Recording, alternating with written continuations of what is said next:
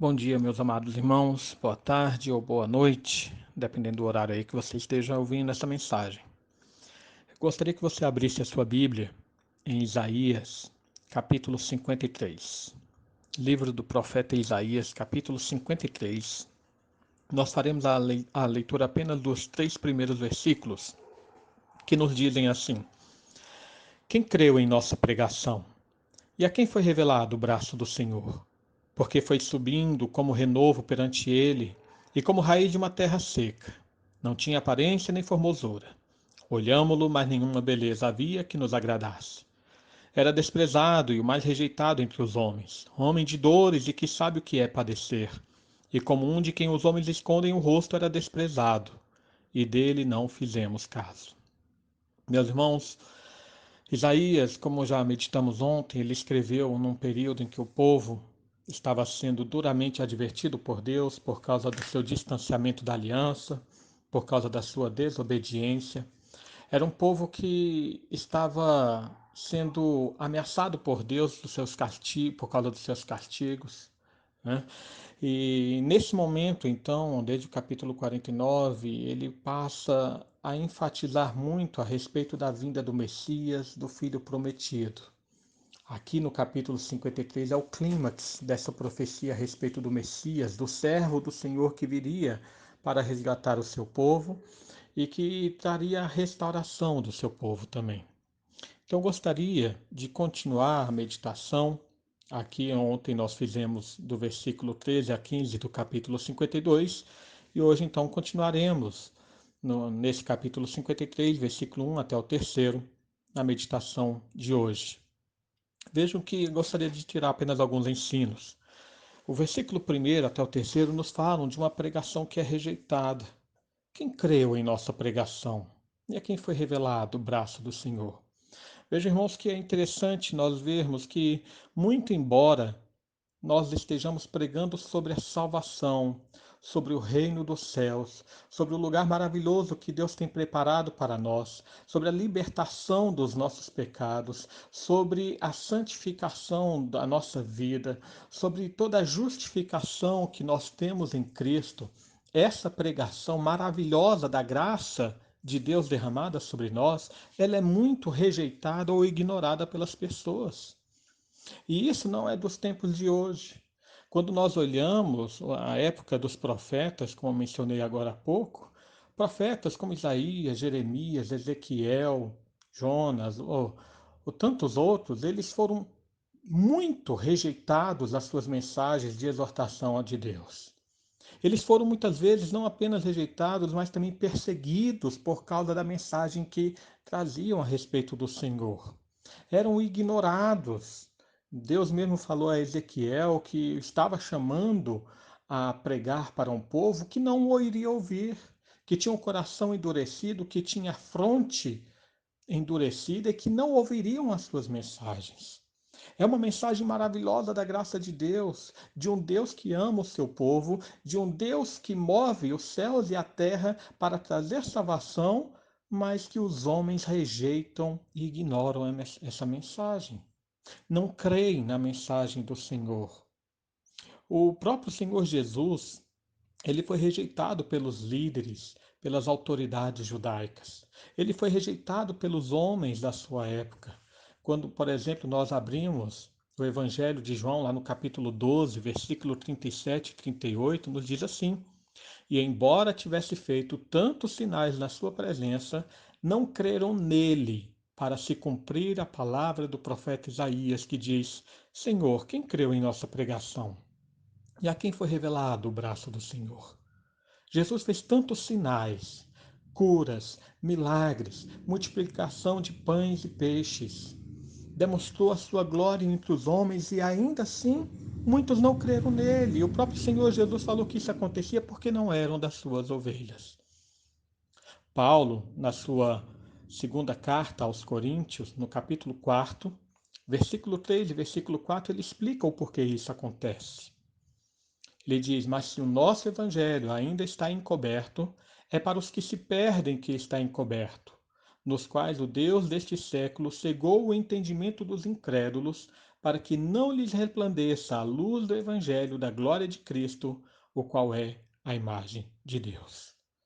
Vejam, portanto, que Paulo explica que se os homens não creem na pregação, se não lhes é revelado o forte braço do Senhor, as maravilhas, as obras de Deus, é porque sobre esses homens há uma nuvem de negridão das trevas pairando sobre eles, causada pelo Deus deste século. O diabo, o mundo, a carne, tem cegado o entendimento das pessoas a respeito do evangelho da salvação. Mas voltando ao nosso texto, perceba que no versículo 2º e 3º nos mostra que essa rejeição também ocorre por causa da aparência da pregação e da aparência do próprio Messias. Nos foi dizendo assim, porque foi subindo como renovo perante ele e como raiz de uma terra seca.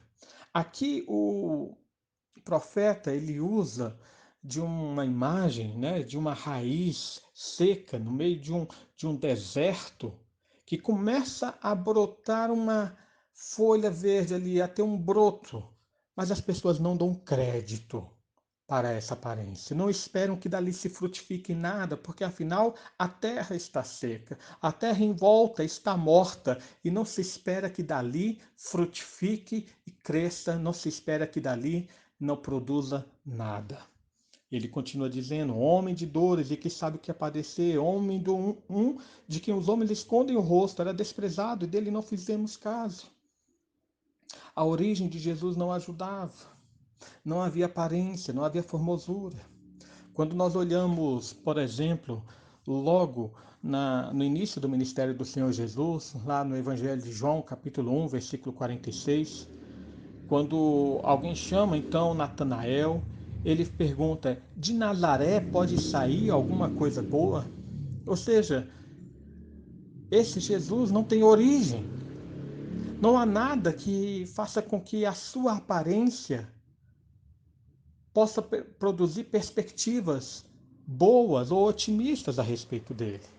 Quando olhamos no decorrer do ministério de Jesus, quando esse pregava o seu evangelho para os pecadores da sua época, para também todos aqueles que eram colocados à margem da sociedade, ele era rejeitado pelos fariseus e escribas justamente porque ele se aproximava das pessoas simples e humildes.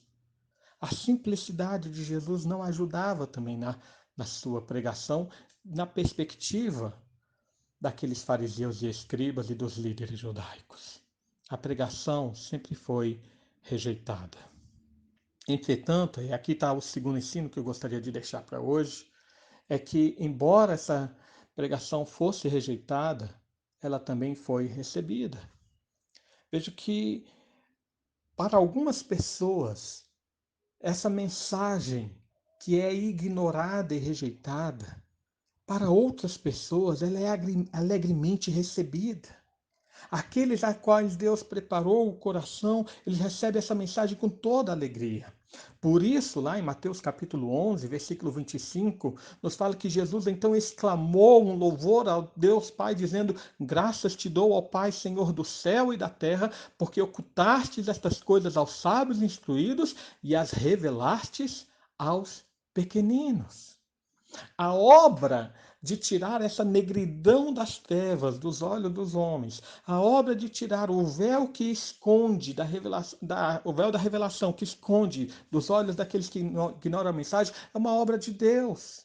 É Deus que revela aos seus pequeninos, aos seus eleitos. É Deus que revela isso aos homens que estão preparados desde a fundação do mundo. Paulo mesmo, ele confirma isso lá em 1 Coríntios, capítulo 1, no versículo 26 a 29, quando ele diz: irmãos, reparai, pois, na vossa vocação, visto que não foram chamados muitos sábios segundo a carne, nem muitos poderosos, nem muitos de nobre nascimento. Pelo contrário, Deus escolheu as coisas loucas do mundo para envergonhar os sábios, e escolheu as coisas fracas do mundo para envergonhar as fortes. E Deus escolheu as coisas humildes do mundo e as desprezadas e aquelas que não são, para reduzir a nada as que são, a fim de que ninguém se vanglorie na presença de Deus. A pregação que é rejeitada pelos sábios desse mundo ela é alegremente recebida pelas coisas simples, loucas e humildes desse mundo. Irmãos, a maravilhosa graça de Deus nos alcançou e devemos, portanto, louvá-lo, porque o Messias que foi rejeitado por alguns homens, ele então foi recebido pelos simples, ele foi recebido por aqueles pequeninos eleitos por Deus desde a fundação do mundo. Quem creu em nossa pregação? Os sábios e entendidos desse mundo não creram, mas os pequeninos, humildes, os fracos desse mundo abraçaram e se regozijaram alegremente na mensagem da salvação. Que Deus nos abençoe.